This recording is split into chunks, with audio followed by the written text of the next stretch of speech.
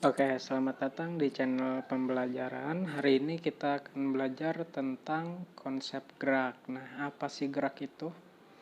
Nah, jadi di sini benda yang bergerak itu apabila terjadi perpindahan atau perubahan posisi dari titik awal. Nah, jadi benda dikatakan bergerak itu jika mengalami perubahan posisi benda. Nah, misalkan dari atas meja pindah tuh bendanya ke atas bangku. Nah, itu artinya bendanya bergerak. Nah, benda yang bergerak ini akan menempuh jarak dan mengalami perpindahan.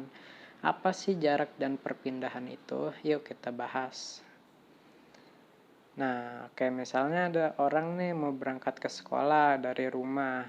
Nah, tapi sebelum ke sekolah dia mampir dulu nih ke bawah pohon. Ngapain? Mungkin ada buah yang jatuh, dia ambil dulu nih. Nah, kita tandain dulu titik pertama itu merupakan rumahnya, ada di titik A. Terus dia ke titik B nih, ngambil buah di bawah pohon. Lalu dia baru ke sekolah. Nah, dari A terus ke B terus ke C ini merupakan jarak. Nah, jarak itu A ditambah B ditambah C. Jadi semuanya dijumlahkan. Nah, misal dari A ke B jaraknya 5 meter. Nah, terus B ke C jaraknya 10 meter. Nah, berarti 5 ditambah 10 itu jadi 15. Nah, beda lagi kalau perpindahan. Perpindahan itu cuma melihat dari titik awal ke titik akhir. Nah, titik awalnya kan rumah. Titik akhirnya itu sekolah. Nah, ada anak ini dari rumah ke sekolah. Kalau perpindahan itu cuma dilihat dari awal ke akhir aja. Nah, di titik awal ini ada A. Nah, A di sini merupakan rumah. Dari rumah ini anak tersebut berpindah ke sekolah. Nah, dari A ke C ini merupakan perpindahan. Dia dari rumah pindah ke sekolah. Oke ya, sekarang kita lanjut ke gerak lurus. Nah, benda melakukan gerak lurus apabila bergerak membentuk lintasan yang lurus. Nah, jadi lintasan benda tersebut tidak belok-belok ke kiri ke kanan, tetap lurus. Oke, lanjut. Nah, terdapat dua macam gerak lurus, yaitu GLB atau gerak lurus beraturan dan GLBB itu gerak lurus berubah beraturan. Nah, ini kamu harus tahu nih apa itu GLB dan GLBB. Kita bahas dulu yang pertama itu ada gerak lurus beraturan atau GLB.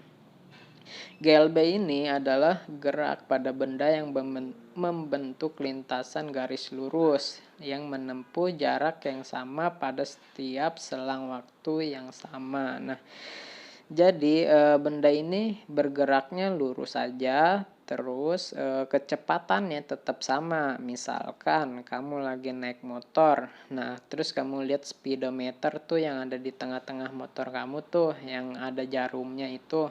Nah, jarumnya ini menunjukkan angka 40 misalnya. Terus kamu sedang melaju di jalanan yang lurus. Dan jarum itu tetap berada di angka 40, enggak naik, enggak turun. Nah, itu kamu sedang melakukan gerak lurus beraturan namanya. Oke, contoh lainnya. Itu ada mobil, ya sama kayak motor tadi. Di mobil juga ada speedometernya untuk mengukur kecepatannya. Kalau kecepatannya tetap sama dan dia berada di jalan yang lurus, berarti dia sedang melakukan gerak lurus beraturan. Lalu ada kereta. Nah, ini sih yang paling sering itu kereta. Kenapa? Soalnya kecepatan kereta itu bisa diatur, tidak berubah-berubah. Nah, jadi dia akan geraknya akan diperlambat ketika dia berada di stasiun ya.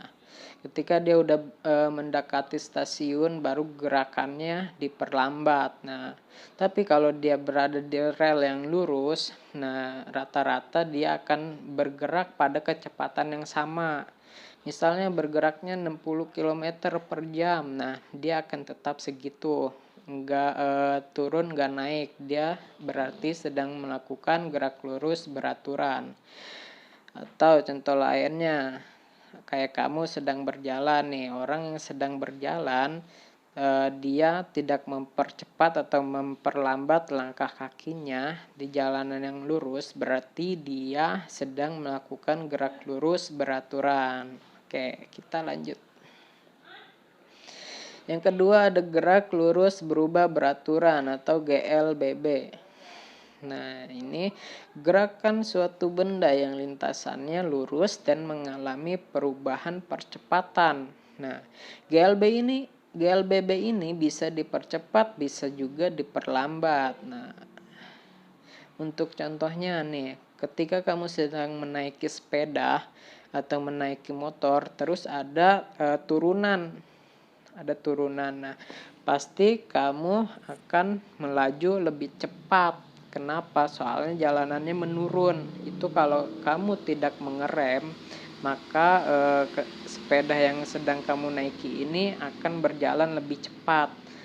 Nah, berarti kamu ini sedang melakukan GLBB, gerak lurus berubah beraturan, dipercepat. Kenapa? Soalnya sedang turun, jadinya dipercepat. Beda lagi kalau kamu lagi jalan naik sepeda, tiba-tiba ada tanjakan. Nah, itu kamu akan diperlambat jalannya, soalnya menanjak. Nah, itu namanya GLBB, diperlambat. Sama, ketika ada pohon yang jatuh nih, ketika dia masih di atas itu lambat. Tapi ketika sudah mendekati tanah, itu gerakannya akan lebih cepat. Nah, beda lagi kalau kamu melempar bola ke atas. Nah, bolanya ini lama-kelamaan akan diperlambat. Soalnya ada di atas dan akan balik lagi ke bawah. Nah, ini kamu sedang melakukan gerak diperlambat kalau kamu melempar bola ke atas. Nah, awal-awal bola di tangan kamu bergerak cepat, lama-lama bolanya ini lambat, terus balik lagi ke bawah. Kenapa? Karena ada gaya gravitasi bumi. Nah, atau contoh lainnya lagi, nah ini bisa kita lihat dulu.